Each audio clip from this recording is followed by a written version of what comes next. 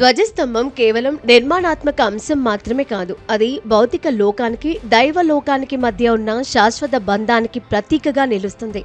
ఆలయ ప్రాంగణంలో నింటారుగా నిలిచి ఉండే ధ్వజస్తంభం భక్తి, పవిత్రత, దైవ సన్నిధిని ప్రతిబింబిస్తుంది. ఆగమ శాస్త్రాల ప్రకారం ధ్వజస్తంభం నిటారుగా పెరిగిన ఒకే చెట్టుకు చెందిన పవిత్ర వృక్షకాండంతో తయారు చేయాలి. ఆ వృక్షాన్ని ఆధ్యాత్మిక, జ్యోతిష్య విధి విధానాలకు అనుగుణంగా ఎంపిక చేసి ఏళ్ల తరబడి సంరక్షించి కైంకర్యాలు నిర్వహించిన అనంతరం వినియోగిస్తారు. ఆగమ సంప్రదాయాల ప్రకారం ధ్వజస్తంభాల తయారీలో సాధారణంగా టేకు, ఎగిసా టెర్మినేలియా, షోరియా జాతికి చెందిన వృక్షాలను వినియోగిస్తారు. ఇవి బలంగా, దీర్ఘకాలికంగా నిటారుగా పెరిగే స్వభావం కలిగి ఉండటం వల్ల ధ్వజస్తంభం అవసరాలకు అనుకూలంగా ఉంటాయి. పరిపక్వత చెందిన తర్వాత ఆ వృక్షాన్ని శాస్త్రోక్తకంగా పూజించి ఆపై ధ్వజస్తంభంగా రూపకల్పన చేస్తారు.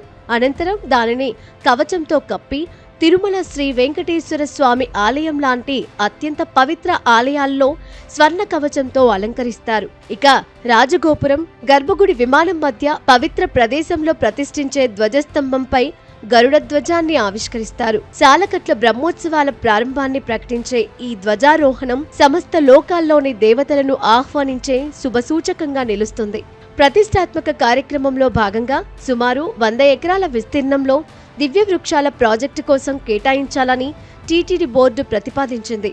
ఈ ప్రాజెక్టు అమలుతో ధ్వజస్తంభాల కోసం అవసరమైన దివ్య వృక్షాలను స్వయంగా పెంచే తొలి దేవాలయ సంస్థగా టీటీడీ దేశంలో చరిత్ర సృష్టించనుంది.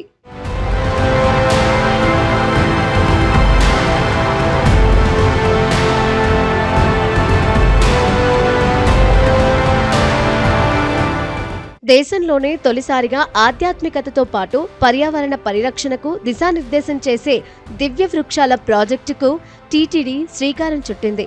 సుమారు 100 ఎకరాల విస్తీర్ణంలో ప్రారంభించేందుకు సిద్ధమవుతున్నట్లు టీటీడీ చైర్మన్ బిఆర్ నాయుడు వెల్లడించారు. ప్రాజెక్టు ప్రధాన ఉద్దేశం ప్రాచీన ఆగమ శాస్త్రాలకు అనుగుణమైన హిందూ దేవాలయాల్లో అత్యంత ప్రాముఖ్యమైన ధ్వజస్తంభాల నిర్మాణానికి అవసరమైన దివ్య వృక్షాలను టీటీడీ స్వయంగా పెంచి పరిరక్షించి వినియోగించడమేనన్నారు.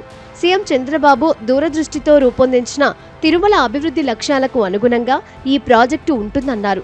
సంప్రదాయాల పరిరక్షణతో పాటు భవిష్యత్తు తరాలకు ఉపయోగపడే బాధ్యతాయుత పాలనకు ఇది నిదర్శనమని బిఆర్ నాయుడు తెలిపారు.